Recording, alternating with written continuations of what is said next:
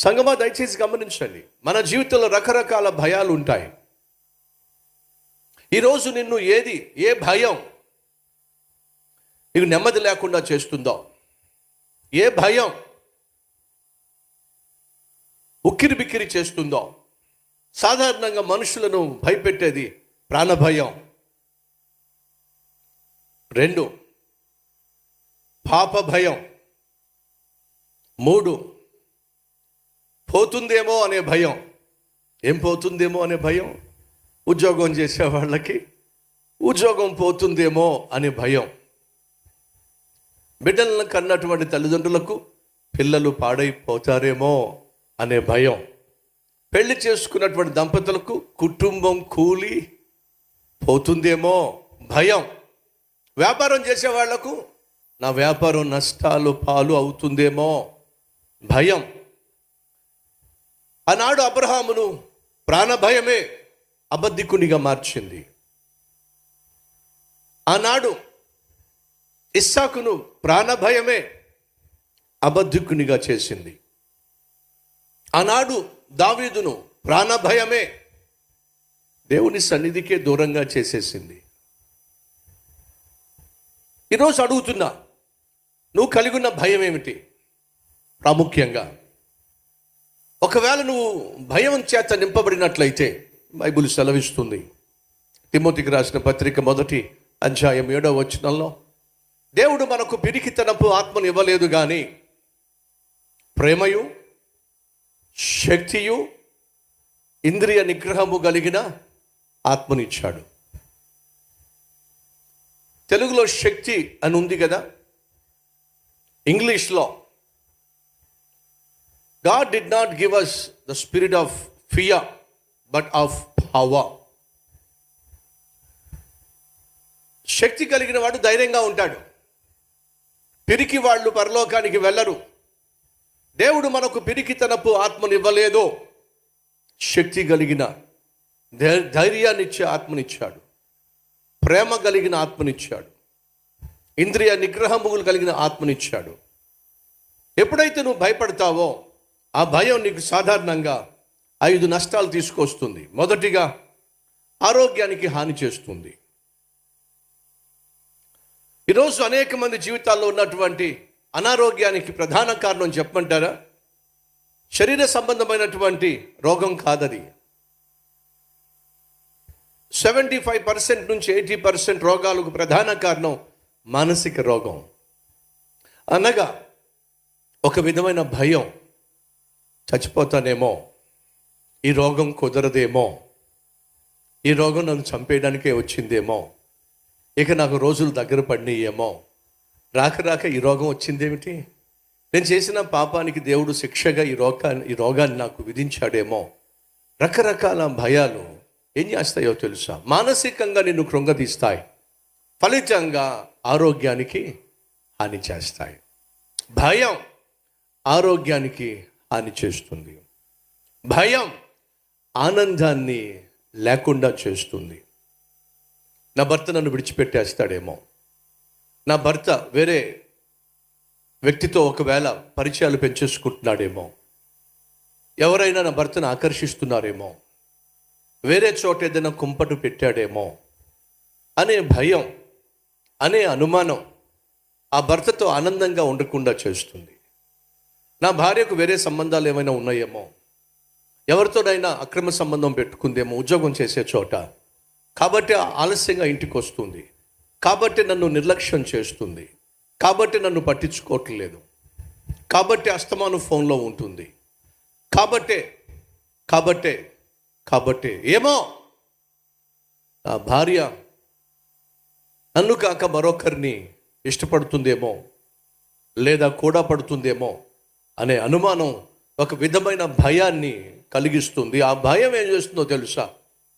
భార్యాభర్తల మధ్య ఉండాల్సినటువంటి ఆనందాన్ని, సంతోషాన్ని లేకుండా చేస్తుంది. భయం ఆత్మీయతను లేకుండా చేస్తుంది.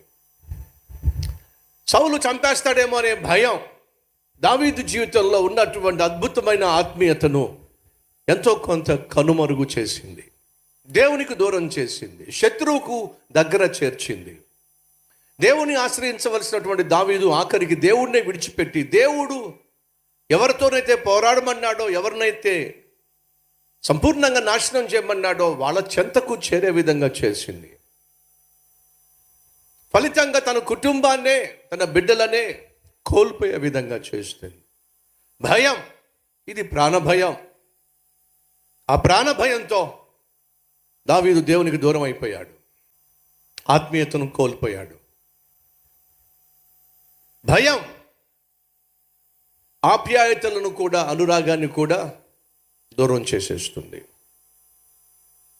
భయం ఆర్థికంగా నష్టపరుస్తుంది. నువ్వు భయం కలిగి ఉన్నప్పుడు సరైన నిర్ణయాలు తీసుకోలేవు. భయంతో నిండిపోయినప్పుడు సరిగా ఆలోచించలేవు. వ్యాపారం చేసేవాళ్ళు సరైన నిర్ణయాలు తీసుకోకపోతే, సరైన చోట పెట్టుబడి పెట్టకపోతే నష్టాలు బారి పడిపోతారు, ఆర్థికంగా చితికిపోతారు. అడుగుతున్నాను ఈరోజు నీ జీవితంలో ఏ భయం నీలో ఆరోగ్యాన్ని లేకుండా చేస్తుంది? ఏ భయం నీలో ఆనందం లేకుండా చేస్తుంది?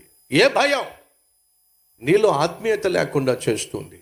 ఏ భయం నీలో ఆప్యాయత, అనురాగం లేకుండా చేస్తుంది? ఏ భయం ఆర్థికంగా నిన్ను నష్టాల, కష్టాల పాలు చేస్తుంది? ఒక్కసారి ఆలోచించు. నా ప్రభు అయిన యేసుక్రీస్తు సెలవిస్తున్నాడు, భయపడకుడే. బైబిల్లో ఒక్కసారి కాదు, 2 సార్లు కాదు, సుమారు 366 సార్లు భయపడకుడే అని దేవుడు సెలవిచ్చాడు. అనగా ప్రతిరోజు దేవుడు నీకు ఇచ్చేటటువంటి అద్భుతమైన అభయం ఏంటో తెలుసా? భయపడద్దు. ఎందుకు భయపడద్దు అని దేవుడు అంటున్నాడంటే, నేను నీకు తోడై ఉన్నానో, భయపడవలసిన అవసరము లేదు. సాధారణంగా మనిషి ఎప్పుడు భయపడతాడో తెలుసా? పాపంలో జీవించినప్పుడు భయపడతాడు, పాపము చేసినప్పుడు భయపడతాడు, పాపాన్ని దాచినప్పుడు భయపడతాడు. ఆదాము ఎప్పుడు దేవుడితో మాట్లాడేవాడు, దేవునితో సహవాసం కలిగి ఉన్నాడు, సంతోషంగా జీవించాడు, సంబరపడిపోయాడు, సమృద్ధి కలిగి ఉన్నాడు. కానీ ఎప్పుడైతే తినవద్దు అన్న పండు తిన్నాడో, ఆదామా నీవెక్కడా అని దేవుడు పిలిచినప్పుడు ఆదాము దేవుని స్వరము విని భయపడి చెట్టు చాటున తన భార్య అయిన అవ్వతో ఏం చేశాడు? దాక్కున్నాడు. అప్పటిదాకా భయపడలేదండి. అప్పటిదాకా ఆదాముకు, అవ్వకు భయం అంటే ఏమిటో తెలియదండి. ఎప్పుడైతే సైతానుకు లోబడ్డారో, సైతాను మాటకు వాళ్ళు లోబడిపోయారో, లొంగిపోయారో, అమాంతంగా వాళ్ళ జీవితంలో భయం వచ్చి పడింది. పాపమే నీలో భయాన్ని పుట్టిస్తుంది, పాపమే నీకు భయాన్ని కలిగిస్తుంది. అడుగుతున్నా, ఈరోజు నువ్వు కలిగి ఉన్న భయము దేనికి సంబంధించింది? చేసిన పాపాన్ని బట్టి పుట్టుకొచ్చిందా, లేక దేవుని పట్ల నీకున్న అవిశ్వాసాన్ని బట్టి పుట్టుకొచ్చిందా? వాస్తవంగా అబ్రహాము కావచ్చు, ఇస్సాకు కావచ్చు, ఎలెమెలెకు కావచ్చు, దావీదు కావచ్చు, పేతురు కావచ్చు, వాళ్ళు ప్రాణం మీద తెచ్చుకున్న కారణం తెలుసా? దేవుని మీద అపనమ్మకం, అవిశ్వాసం. ఈరోజు నువ్వు ఏ భయాన్ని కలిగి ఉన్నావో ఆ భయాన్ని నువ్వు జయించాలి అని అంటే ఉన్న ఫలాన నీ జీవితాన్ని ప్రభువుకు సంపూర్ణంగా అర్పించాలి. నీ భయాన్ని, నీకు అభయం ఇవ్వగలిగిన దేవునికి అప్పగించాలే తప్ప ఆ భయాన్ని చూసి, ఆ భయాన్ని ఆధారం చేసుకొని నువ్వు దేవునికి దూరం అయితే ఏమవుతుందో తెలుసా? నష్టపోతావు, కష్టాలు పాలైపోతావు. జరిగింది అదే దావీదు జీవితంలో. ఒక భయం ఏమిటట? సౌలు నన్ను చంపేస్తాడేమో. ఆ భయంతో దేవుణ్ణి ఆశ్రయించవలసినటువంటి దావీదు ఫిలిష్తీయుల యొక్క రాజును ఆశ్రయించడం నిజంగా దారుణం. నాకు ఆశ్రయం కల్పించు, నన్ను ఉండనివ్వు, నీకు అండగా నిలబడతా, రేపటి దినాన ఒకవేళ నీ మీదకు శత్రువు ఎవరైనా వస్తే నీతో పాటు నేను వచ్చి పోరాడతా అని ఆకీషు అనేటటువంటి ఫిలిష్తీయుల రాజుకు అవకాశం ఇచ్చాడు. తీరా చూస్తే శత్రువు ఎవరయ్యా అంటే ఇశ్రాయేలు దేశమే. ఆ ఇశ్రాయేలు దేశం మీదకు ఫిలిష్తీయుల రాజు, ఫిలిష్తీయుల సైన్యం వెళుతున్నప్పుడు దావీదు రా వెళ్దాం. ఎక్కడికి? యుద్ధానికి. ఆ దేశం మీదకు ఇశ్రాయేలు దేశం యుద్ధానికి వస్తుంది. వెళ్దాం పదా అన్నప్పుడు దావీదు ఖచ్చితంగా చెప్పాల్సింది, యుద్ధం అయితే చేస్తానన్నాను కానీ సైన్యములకు అధిపతియగు యెహోవాయే నడిపించే దేశమైన ఇశ్రాయేల్ దేశానికి మాత్రం వ్యతిరేకంగా నేను యుద్ధము చేయలేను అని చెప్పడానికి బదులుగా ఆనాడు దావీదు ఏం చేశాడో తెలుసా? దేవునికి దూరం అయిపోయాడు కాబట్టి, దేవుని చిత్తానికి దూరం అయిపోయాడు కాబట్టి, ఆఖరికి తనకు ఆశ్రయం కల్పించిన, తాత్కాలికంగా ఆశ్రయం కల్పించినటువంటి రాజు మాటకు లోబడిపోయి దేవుని చిత్తానికి వ్యతిరేకంగా యుద్ధం చేయడానికి బయలుదేరాడండి. దేవుడు ఎంతగా అల్లాడిపోయి ఉంటాడు. దావీదా, ఇది నీకు తగునా? నేను ఏర్పరచుకున్నటువంటి దేశమైన ఇశ్రాయేలీలకు ఒకసారి దావీదు దగ్గర ఉన్నటువంటి వాళ్ళు వచ్చి దావీదుతో ఒక మాట అంటారు. రెండో తెలుసా? దావీదు, ఇశ్రాయేలీలకు నీవు దీపం లాంటి వాడివి, నువ్వు ఆరిపోవడానికి వీల్లేదు. దావీదు, ఇశ్రాయేలీయుల రాజ్యాన్ని వెలిగించవలసిన నువ్వు ఫిలిష్తీయుల చేతుల్లో పడి ఆరిపోవడం ధర్మమా? నీవు కాపాడుకోవలసిన ఇశ్రాయేలు దేశాన్నే ఓడించటానికి, యుద్ధం చేయడానికి రావడం ధర్మమా? ఒక్కసారి ఆలోచించు దావీదు. ఎందుకు నీకు గతి పట్టింది? ఎందుకు నీకు ఈ స్థితి పట్టింది? నా మీద నీకు అనుమానమేగా? నిన్ను నేను కాపాడలేను అనుకున్నావుగా? దావీదా, సింహపు నోటి నుండి నిన్ను కాపాడింది ఎవరు? నేనేగా. ఎలుగుబంటి నుండి కాపాడింది ఎవరు? నేనేగా. గొల్లవాడిగా ఉన్న నిన్ను సమూయేలు ప్రవక్తను పంపించి రాజుగా అభిషేకించింది ఎవరు? నేనేగా. బహుబలాఢ్యుడైనటువంటి గొల్లియాతును ఒక్క దెబ్బతో నువ్వు చంపే విధంగా నీకు ఆ ధైర్యాన్ని, బలాన్ని ఇచ్చింది నేనేగా. ఇన్నిసార్లు, ఇన్ని మార్లు, ఇన్ని ప్రమాదాల నుండి కాపాడిన నేను ఆ సౌలు దగ్గర నుంచి నేను కాపాడలేనా? ఎందుకు నా మీద నీకు ఇంత అనుమానం? ఈరోజు దేవుడు నీతోనే మాట్లాడుతున్నాడు. సహోదరుడా, సహోదరి, గత కాలంలో నిన్ను కాపాడిన దేవుడు, గత కాలంలో నిన్ను సంరక్షించిన దేవుడు, గత కాలంలో నీ జీవితంలో ఎన్నో అద్భుతాలు చేసిన దేవుడు, ఆశ్చర్యకార్యాలు చేసిన దేవుడు, ఆపదల నుండి, అపాయము నుండి తప్పించిన దేవుడు ఇప్పుడు ఎందుకు తప్పించడు? ఇప్పుడు ఎందుకు నిన్ను కనికరించడు? ఇప్పుడు ఎందుకు నీ కష్టాన్ని తీర్చడు? ఇప్పుడు ఎందుకు నీ కన్నీళ్లు తొడవడు? ఎందుకు నువ్వు భయపడుతున్నావు? ఎందుకు నువ్వు దిగులు పడుతున్నావు? ఎందుకు నీ మీద నీకే విరక్తి వచ్చేసింది? దేవుని మీద ఎందుకు నీకు అనుమానం వచ్చింది? ఒకసారి ఆలోచించు. దేవుని మీద అనుమానం వస్తే, దేవుని సన్నిధికి నువ్వు దూరం అయితే ఏం జరుగుతుందో తెలుసా? నష్టపోతావు, కష్టాలు పాలైపోతావు. ప్రాముఖ్యంగా నీ మీద ఆధారపడిన నీ భార్య బిడ్డలను నువ్వు బజారుకి ఇచ్చేస్తావు. నీ మీద, నీ ఆత్మీయత మీద, నీ కష్టం మీద, నీ భక్తి మీద, నీ సంపాదన మీద ఆధారపడిన నీ భార్య బిడ్డల భవిష్యత్తు భద్రతను కోల్పోతుంది.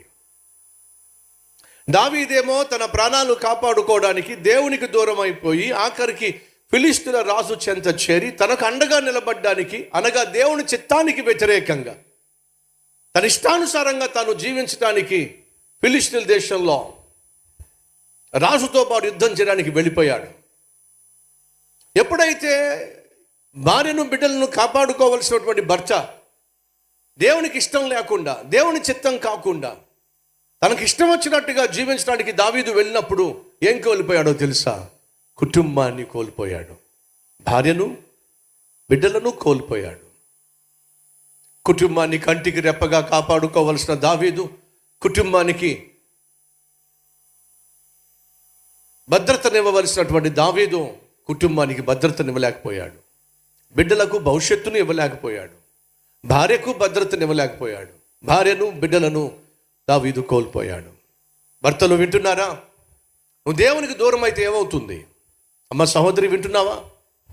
ఒక భార్యవైతే, నువ్వు ఒక తల్లివైతే, ఒక తండ్రివైతే, తల్లిగా తండ్రిగా నువ్వు దేవునికి దూరం అయితే, నీ ఇష్టానుసారంగా జీవిస్తే, నా ఇష్టం, నా జీవితం, నా ఇష్టం, నా సంపాదన, నా జీతం, నా ఉద్యోగం, నా బ్రతుకు, ఎలాగైనా బ్రతుకుతాను, ఎలాగైనా జీవిస్తాను అని చెప్పి ఒకవేళ నువ్వు నీ ఇష్టానుసారంగా జీవించినట్లయితే ఏమవుతుందో తెలుసా? నీ కుటుంబాన్ని సైతాను జల్లించి పడేస్తాడు. నీ కుటుంబాన్ని సైతాను కుక్కలు చింపిన విస్తరాకుగా మార్చి పడేస్తాడు.